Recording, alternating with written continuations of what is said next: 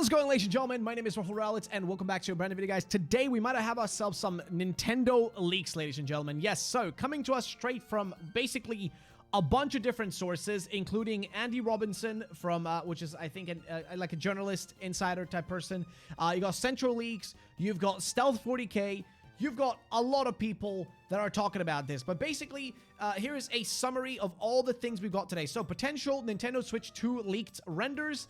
This is making the rounds right now, but we don't know if this is real. And then we also have Stealth here saying, according to Chinese sources, the factory prototype images of the Switch 2 have leaked. I take this with a massive grain of salt, though. But basically, it shows off these 3D models, you know, sort of like renders that they have, specifically for the new Switch 2. Now, overall, this thing does not look much different from a regular Switch until we looked a little bit deeper. But let's look at all the images first.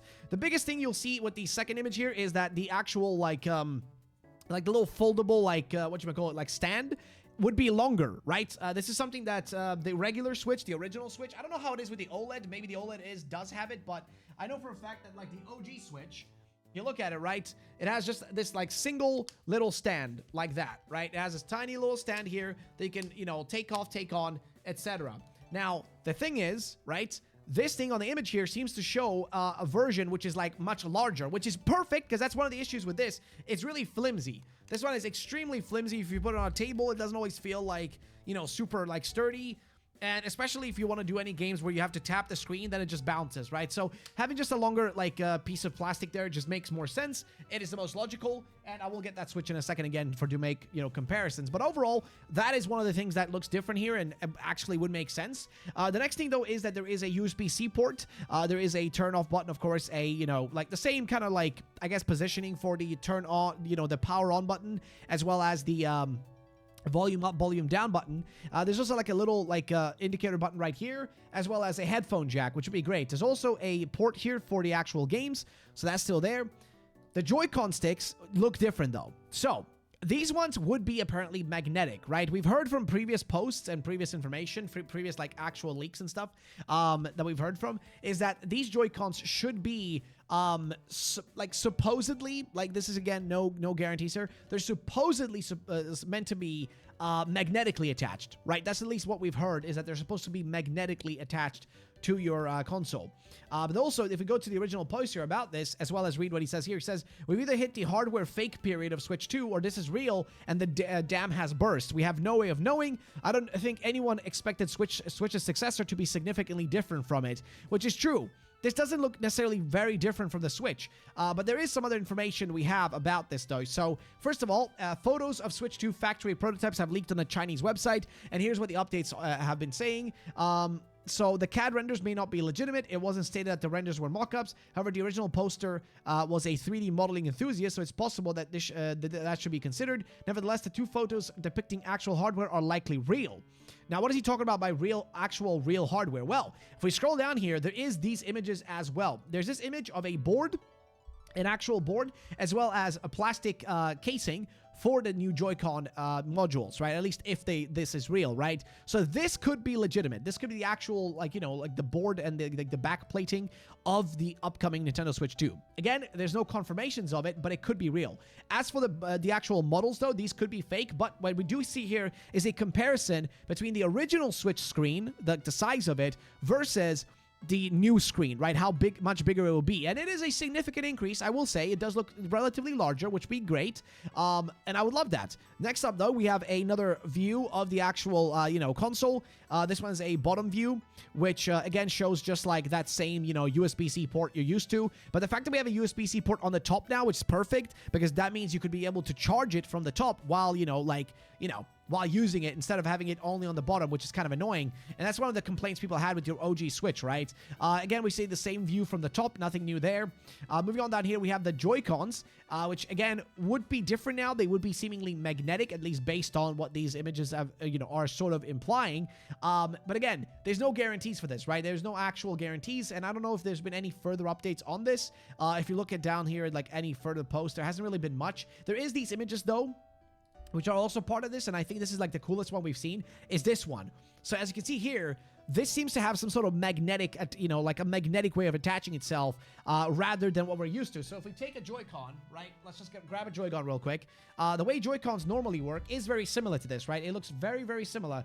The only difference with this one is in front of us here is you guys look at a regular Joy-Con, right? Take your own Joy-Con and look in the middle section, right? There is no sort of kind of coppering in there. You guys can see it right there. How there's like almost like a piece of copper that's, I guess, supposed to just connect, right? There's supposed to be a connect there when you like put them into each other. But that does not seem to exist, on a regular Joy-Con. So it would imply that these are new. They could also be, fake. Somebody could have made these on their own. There are a lot of enthusiasts that do this kind of stuff. If you guys remember, of course, back in the day, Etika, may he rest in peace, but that man did have a fake Nintendo Switch with fake Joy-Cons that he got his hands on. Somebody made that for him, and that was a whole thing back in the day that people were able to fake it. So again, people faking these kind of things is very common. It's not that crazy, but it is interesting that it does follow, like, it does look legit, but again, people can fake this kind of stuff easily, but it does seem to look legit. And also, in terms of how it looks, it does seem to fit with what we've heard, that we're not going to be getting, these Joy-Cons that attach, like this, but rather the Switch is now going to be switched over to basically just attach it like this, right? Like it just goes straight in, and it's going to be more direct in a sense, right? Which I don't know if I'm happy, sad, frustrated. I don't even know what I would feel about this in any way. I'm not sure, but I really hope that these will be good. Again, the magnetic aspect of it would scare me a little bit, and I'm really hoping that the Joy-Cons would not like function more poorly because of like maybe the port being more dirty, or the Joy-Cons kind of losing or getting more drift over time, because having like an extra, like a open kind of, unsealed port here, like we see with this like access point here with the copper, that just seems a little bit bad. That does not seem like the smartest thing in the world. At least that's the way I feel about it. Maybe I'm crazy, I don't know, but it does feel a little bit concerning, like it does freak me out a little bit, I'm not gonna lie, but anything is possible, okay? Anything is possible. Anything could happen. So we'll just have to wait and see if anything does come from this. We also had this image right here, which again compares the size of the two Switches, right? Like, so the OG Switch is the bottom one here, and the top one is the brand new one. You can see the actual like little the little like stand is much larger on the new one. It's like the whole back area is supposed to be all of that, whereas the old Switch just has that little tiny, like, little tiny stick that can actually be used. Again, these images we've seen, and we've already looked at the board itself, so that's nothing too crazy there. But again, I'm very curious how this is going to turn out. There also seems like the Joy-Cons might have like a new, like you guys are used to like the regular like, left and right triggers, but apparently there might be a back trigger as well now, which could be interesting, unless that's supposed to be like the thing that detaches it. That could be like the thing that detaches your Joy-Con, which would be weird. The positioning of it feels more like it's supposed to be either a detacher, like so you can detach it, because normally it's down here, these tiny little black buttons, that's how you detach your Joy-Cons. You just hold them and then you can pull them out. But that looks like either it's supposed to be that, but much larger, which is a bit counterintuitive, I would say, because it's going to be just in the way, or it could be a new, like, back trigger that you're supposed to be able to use for your gaming, and you can, wire it or customize it to your own, heart's content. But I don't really know. There's not really a lot of indications in that. There is a chance this could be real. Again, this is the biggest thing, right? This definitely could be real. And we have heard other indications from other people. We have heard from other, individuals that this could be real. But again, there's no guarantees. It's, I don't know. It's an interesting situation. We did also have, like I said, there's a lot of people covering this at the moment. But again, if we go over to the actual post here, here's the updates from this person. A source from the family board is saying that the original poster said they obtained a shell model from an accessory manufacturer at great cost and reverse designed it to create the CAD model. Therefore, it's not worth writing off the renders as fake quite yet, as it could just be an accurate mock-up of the shell. If the original poster is telling the truth, we need to see more photos of the real thing or an actual proper reveal, goddammit, first. But yeah, and again, there's a bunch of these like image posts here, you guys can see from this person, the individual who's sharing this on, the forums and all that. And then, of course, the actual, individual posts themselves. But as for, some other details, they do have some, they did have some updates on the specs and, some details on that.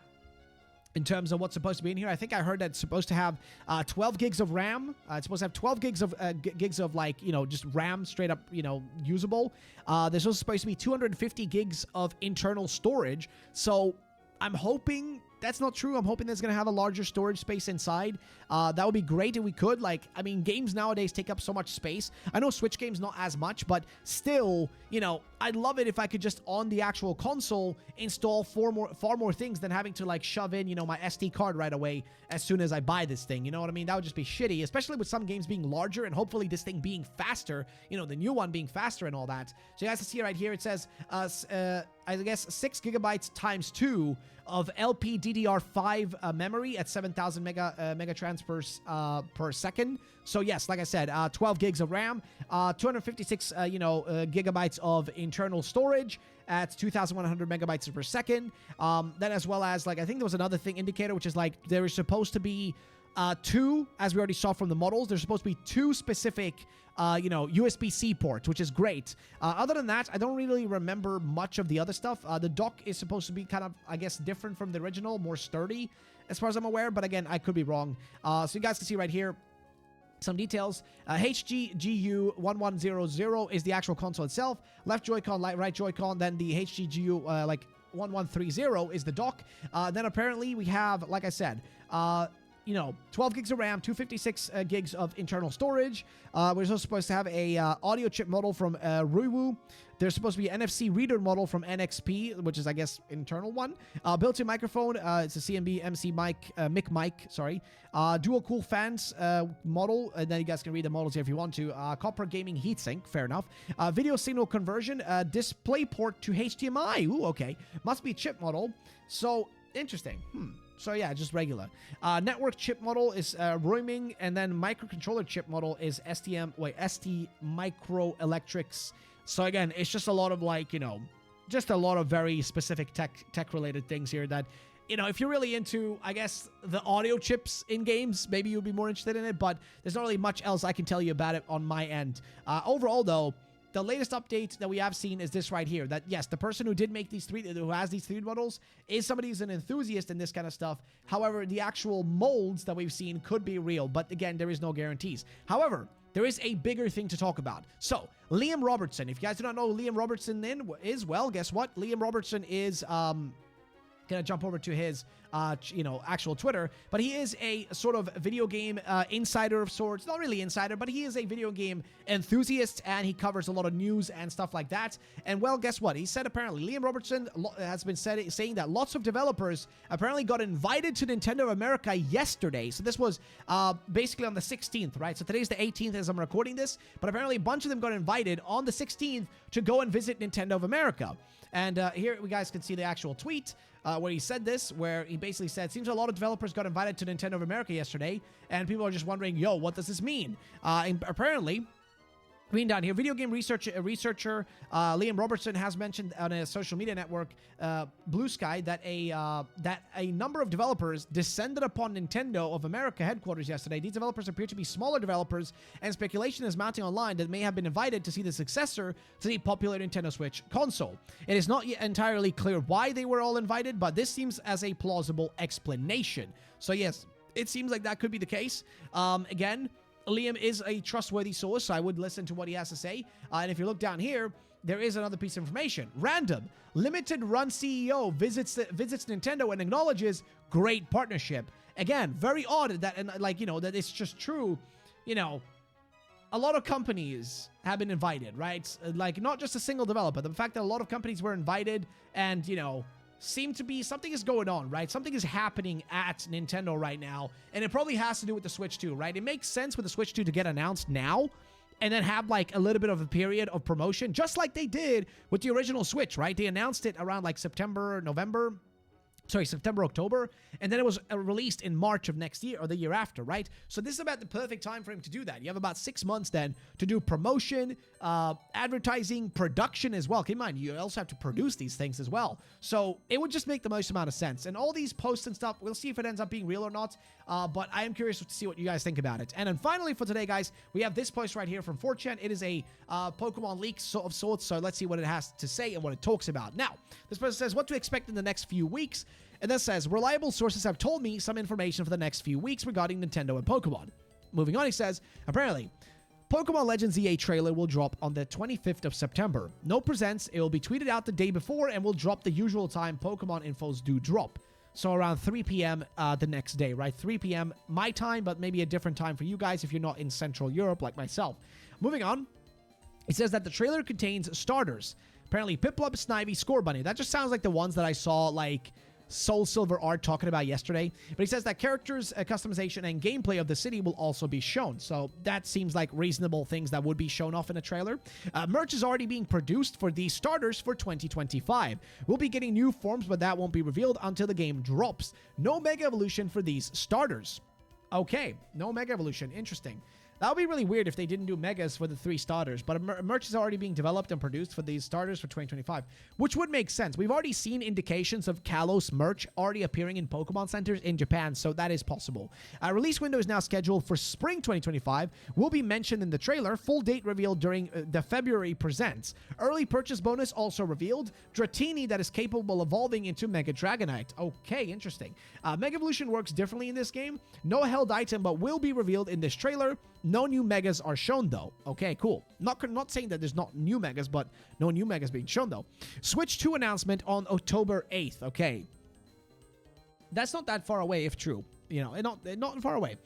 Name will be Switch 2. Will be revealed with a physical and digital edition. Please don't do that. Please don't do that. I mean, I know we have the Switch Lite. I get it. We already have a digital version. But please don't do that. Just don't do that. Please don't do that. We don't need that. Please, just make a physical version.